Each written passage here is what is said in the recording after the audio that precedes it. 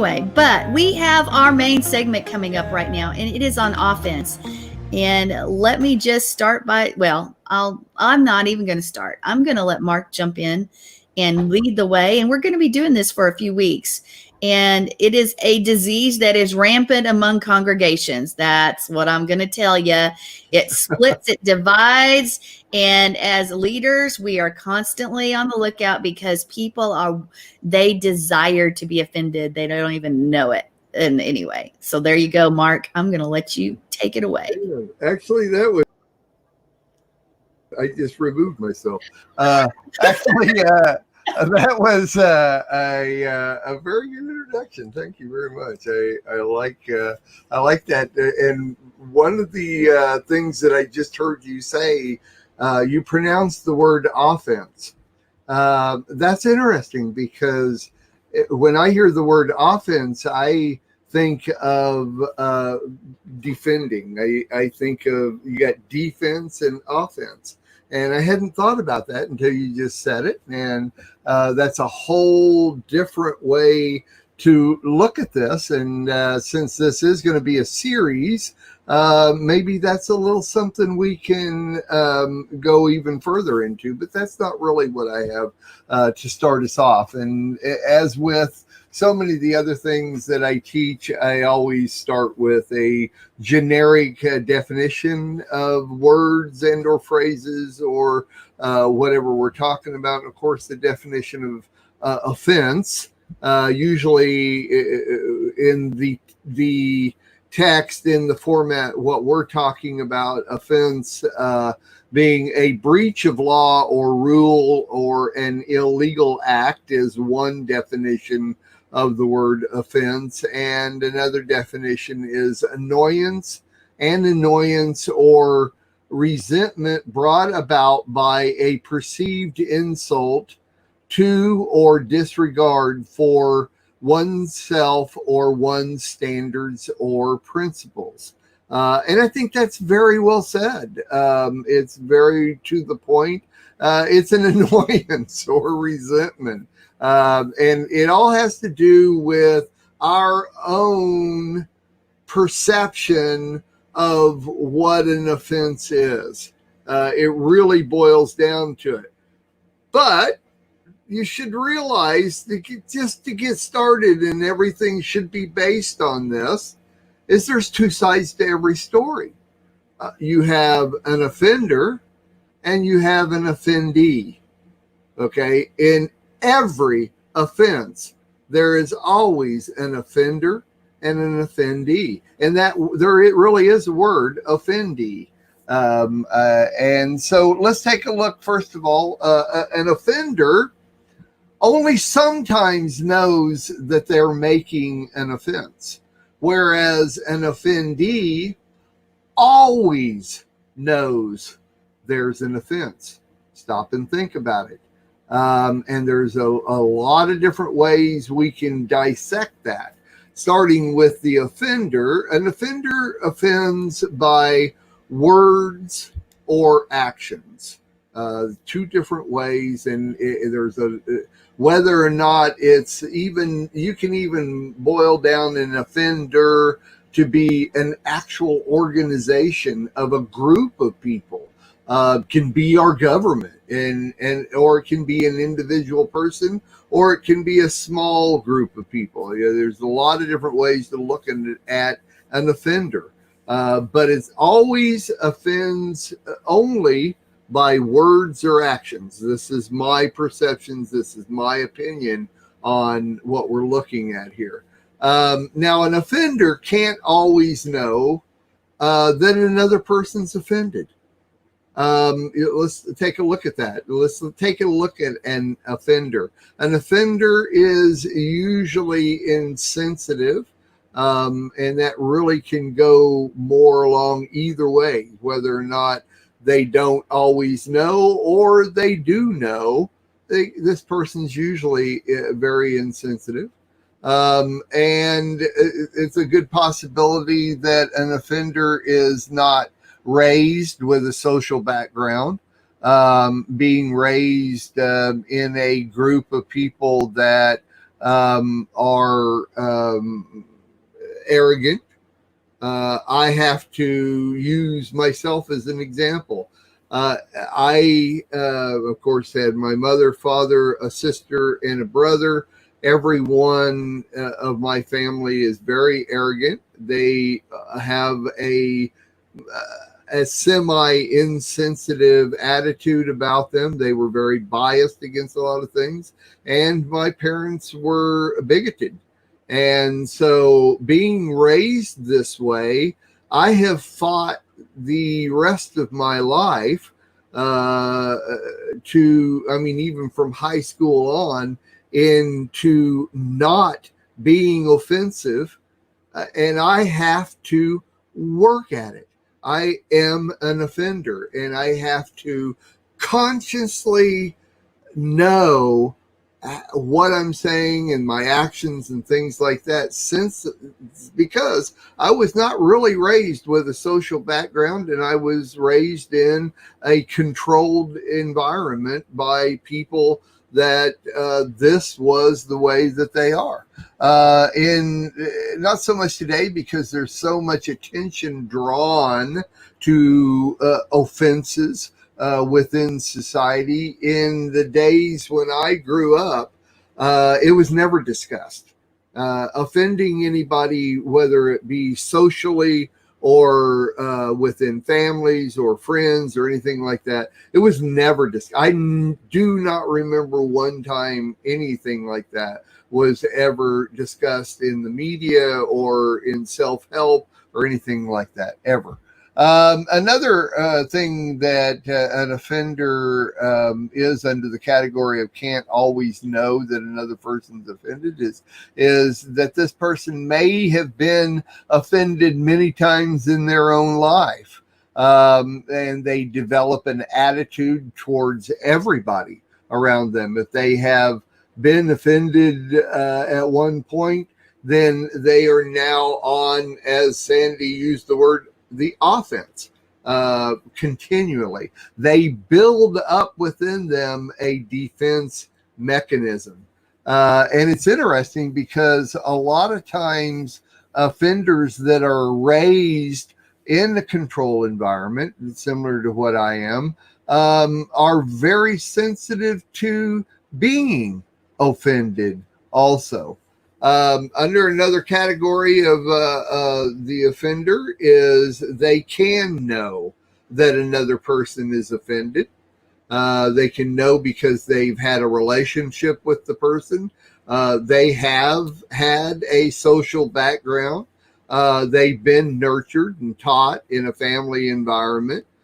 They can know that they are an offender, and that they, once again, like me, I know the way I was raised. And I have to give it over to the Lord in the fact that because I chose to know God and I know His halakha, I know His word, and I study His word, that teaches me to recognize sin, and it teaches me to recognize offenses and when I cause an offense. And so I choose to recognize that and go that direction. Now, let me take it from a different point of view. Both of my parents and my sister have passed away. But my brother, who is 9 years older than me, he is an agnostic. He doesn't deny that there's a higher being, a God. He doesn't deny that. He is very offended by the organized church and doesn't want to have anything to do with them. As a matter of fact, the bumper sticker on the back of his car says, "God save me from your people." And I'm not so sure that I'm kind of think same way sometimes. But my brother is a capital offender. He has no problem offending anybody for any reason whatsoever at all, and could care less how they feel about it, because he doesn't look for something to help him not be that way as I have. I have chosen the road less traveled by. My brother has chosen the road that is traveled quite often.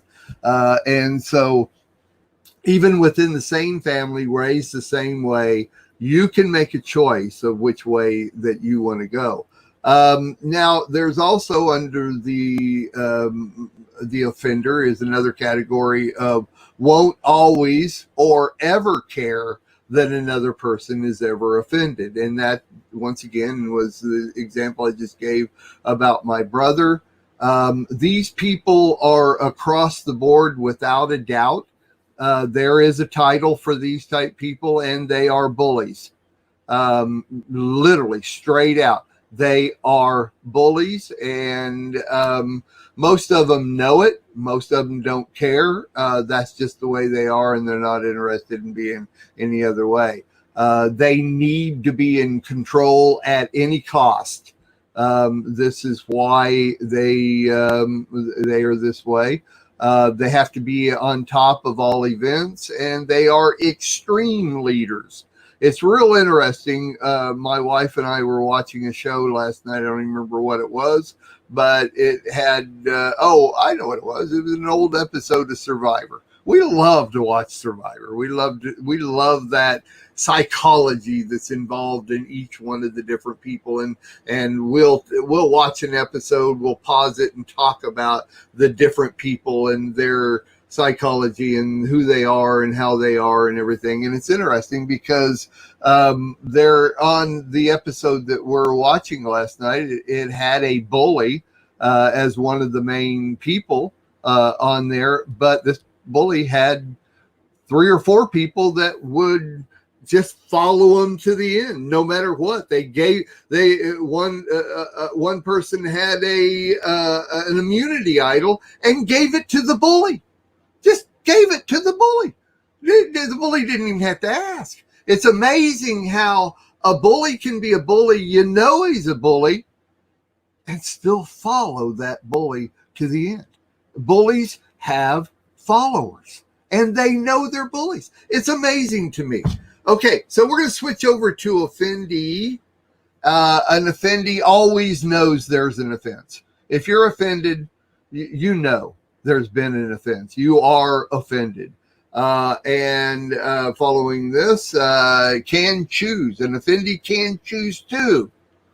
These are the things under the category of confront the offender. An offendee who is offended can choose to confront the offender. What will happen? Both parties can explain their side. Either party can choose to drop it. Either party can choose to stay to be offended. Even the offender can choose to be offended by being confronted by the offendee. They can also choose to not. The offendee can also choose not to confront the offender. Knows why the offense happens. And one of the reasons why they wouldn't confront the offender is maybe because this is a repeat offense by the same offender. It's not been resolved because neither party accepts the other's defense, and the offendee won't accept the offender's defense. And so it also could mean one of the reasons why an offendee does not confront the offender is because the offendee has a history, or the offender has a history with offending multiple people, and they know about it, and they just don't want to have to deal with this, not having to confront the offender. And of course, usually that's boiled down to that the offendee is scared to confront because of retaliation, and that it won't be resolved, so they just don't confront them at all. Remember, passive people never confront anyone about anything on a general basis, and usually when it has to do with offensive, most passive people just stay in the background. And of course, that's a whole nother category to get into, but it's just a general observation. Now, so I'm going to end this first this first session here, what I've got with Matthew 24, 4 through 10, and this is talking about the signs of the times. Matthew 24, 4 says, and Yeshua answered them and said, take heed that no one deceives you, for many will come in my name, saying, I am the Messiah, and will deceive many.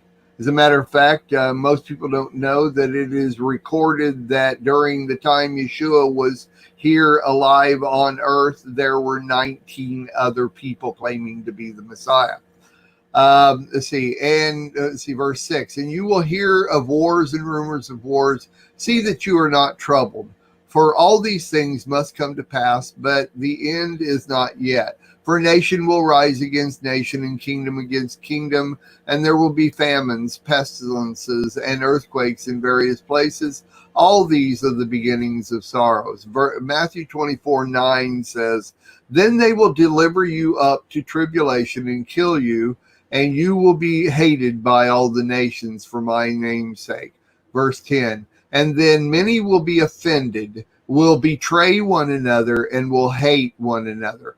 Now, this verse 10 is actually pulled out of context many times and quoted as, in the last days, many will be offended. As a matter of fact, I have heard this and possibly have even used it myself. At many times when somebody is offended, I say, well, Matthew 24:10 says in the last days, many will be offended. So we're just following into that path. It's not true. If you read the whole thing, it all works together, that in the last days, so many different things. And that word offense goes right along with betray one another and hate one another. It's the offense there it's talking about is literally working together in being in control and making sure others are not in control. And that really just goes back to my definition of an offender is literally right along with everything Yeshua mentions in this, is that they have to be in control. So my bottom line on this session comes down to when you're dealing with other people, when you're in social events, when you're even close contacts, family, the whole thing, recognize, are you an offender or are you an offendee? And there is a way to deal with that. So deal with it. Okay, so where am I? Oh, here we are. Sherry, I'm gonna. One of the things, and we're not gonna have time for that today, but my perspective is it's a sin to pick up an offense anyway. The problem lies, we should not be offended. Our job is not to pick that up, and it's really hard. But anyway, I'm gonna let Sherry jump in on that. Front row.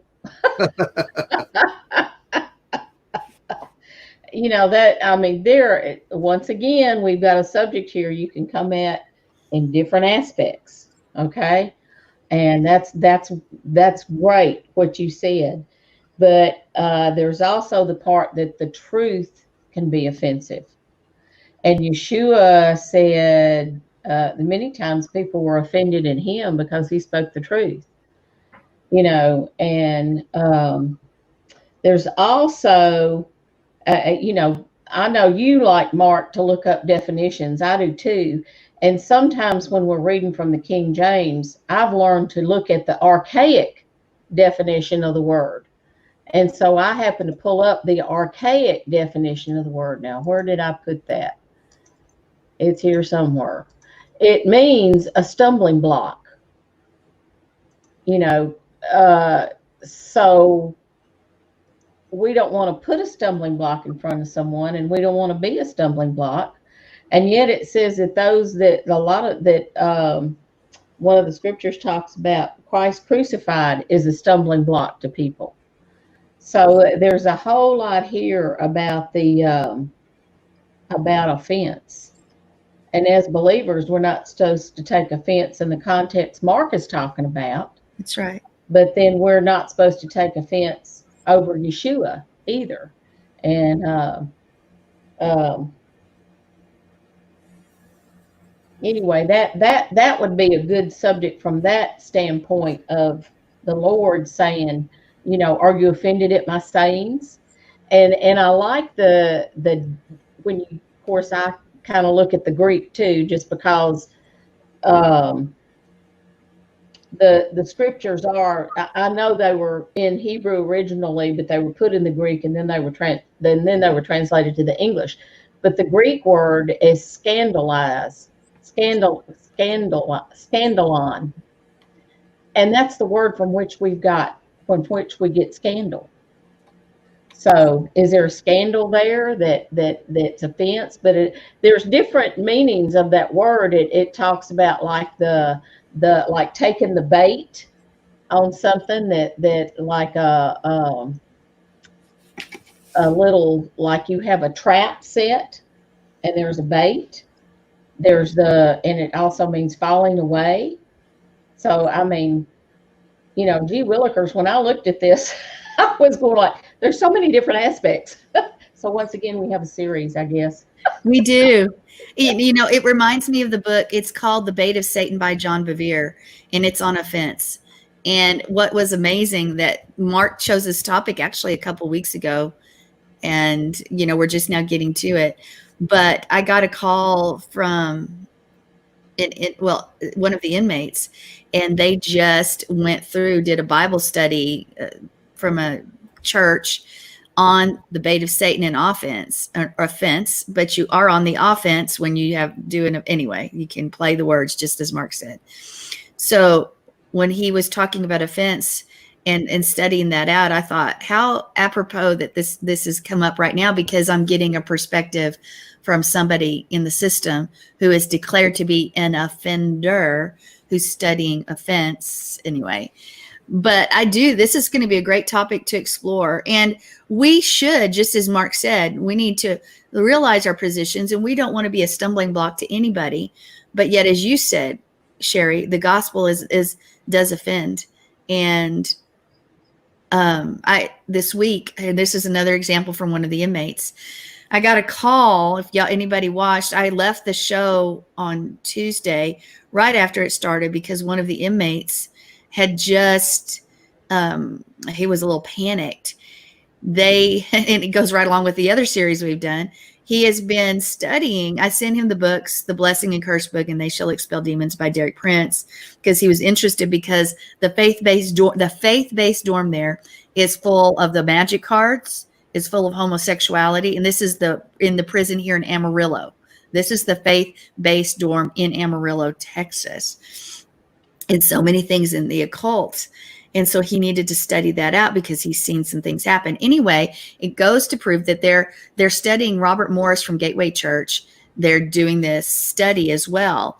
And the guy that's leading the study actually plays with the magic cards, which is really. And this man came up, an older gentleman, and he started talking about witchcraft and how he's given himself over and the door will always be open. And the conversation got there. So this young man, who I believe has a calling on his life, he said, let's stop giving the devil credit and let's stop talking about witchcraft. Let's stop, because their subject is deliverance. Let's stop talking about all of this and let's start talking about Jesus. And immediately this older gentleman came and it was, his eyes flashed. The demonic took over in that man, and he pushed him. And then the gentleman says, why don't you come get the mic? And I believe it was the Holy Spirit overtook this young man. And he said, okay, they've given me the mic to talk. If we're going to talk about demons and we're going to talk about all of this, he says, you've got to understand, as long as you are watching this stuff on TV, role playing with these magic cards and things, you guys are messing with the occult. Oh yeah. And they were talking about demons in the occult. That was the main topic, was the occult, is how it opens the door. And he said pretty much everybody was upset with him for pointing out that they were offended by the truth of the word. And so he called me panicked, and I says, okay, guys, he used to be a soldier. I said, you just went to the front line. And I said, it's time to put your armor on. You should be every day.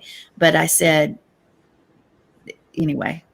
But these guys were offended at the truth because they want to live in their sin.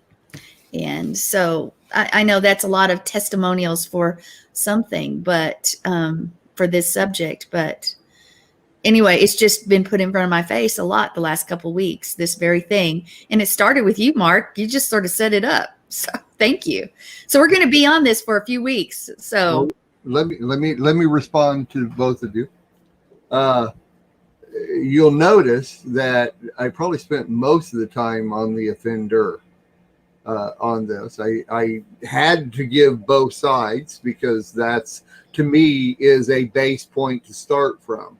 But I've heard, as all of us have, many different either complete sermons, books, or just in the middle of teaching, they talk about offense and being offended and things like that.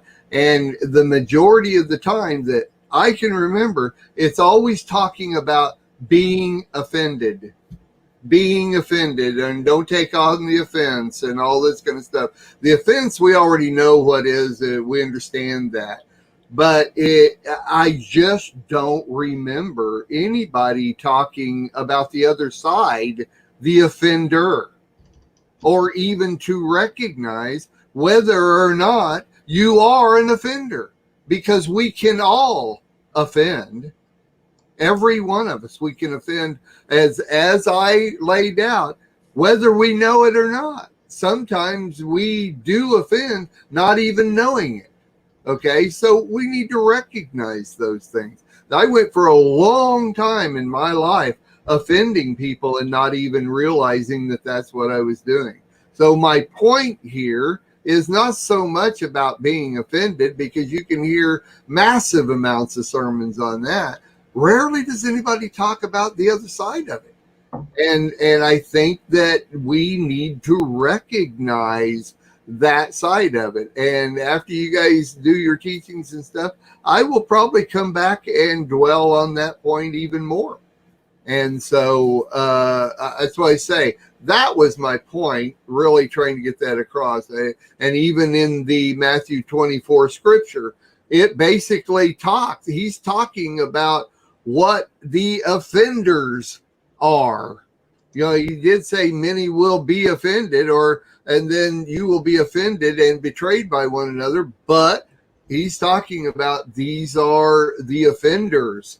And so we have to make sure that we don't turn around and offend ourselves based on this.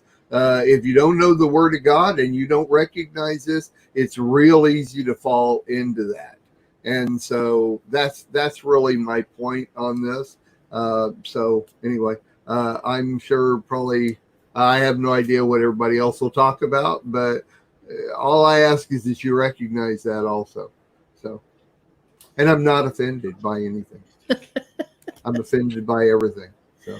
Oh my. Well, and you're right. We should be working not to be offensive ourselves. I think we've got the role of, we've got to make sure we're not the one who feels offended, but yet we need to do our best not to offend. Unfortunately, we live in a world where it seems that today everybody's offended about everything. You said Trump is president. I'm offended. Get over it. That's right. Grow up. Anyway, I think this is going to be a really good topic. And next week, you want to stay tuned. It's going to be a really good topic to explore. Study it out. And if you want to read a good book on offense, it's John Bevere's The Bait of Satan. It is really, really good. We are richly blessed to bring you what we believe is the fullest, most diverse, yet up-to-date progressive teachings, discussion, and prayer programming you can find anywhere on this planet. Be sure to take the tour of the MessianicLambRadio.com website. I'm Susan Hoogie, thanking you for joining us on the Messianic Lamb Video Network.